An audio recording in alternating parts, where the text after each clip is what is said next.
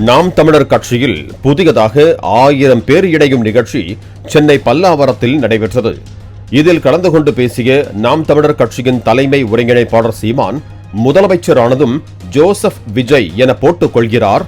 நடிக்கும் போது வராத ஜோசப் விஜய் அரசியலுக்கு வந்ததும் எப்படி வந்தது என முதலமைச்சர் விஜயை விமர்சனம் செய்து பேசியிருந்தார்.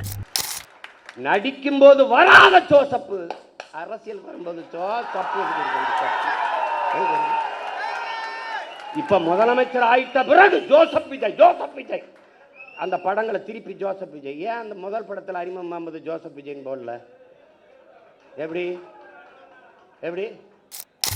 இந்த வீடியோ வைரலாக பரவிய நிலையில் மெர்சல் படம் வெற்றியடைந்ததை தொடர்ந்து விஜய் நன்றி தெரிவித்து வெளியிட்ட அறிக்கையில் சி ஜோசப் விஜய் என்று மேலே குறிப்பிட்டிருந்தார். அந்த புகைப்படத்தை தாவேக்க தொண்டர்கள் பகிர்ந்து விமர்சனத்திற்கு பதிலடி கொடுத்து வருகிறார்கள். இன்னும் சிலரோ செபாஸ்டியன் சைமன் என்ற உண்மையான பெயரை மாற்றி செந்தமிழன் சீமான் என்று மக்களை ஏமாற்றுவது யார் என்றும் எதிர்கேள்வி எழுப்பி வருகிறார்கள்.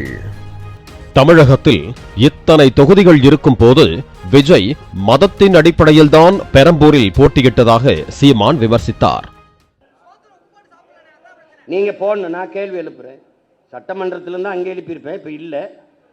இந்த அரங்கத்தில் இத்தனை 1000 மக்களுக்கு இடையில எழுப்புறேன், என் தம்பி தங்கைகளுக்கு இடையில. பெரம்பூர்ல ஏன் நின்றீர்கள்?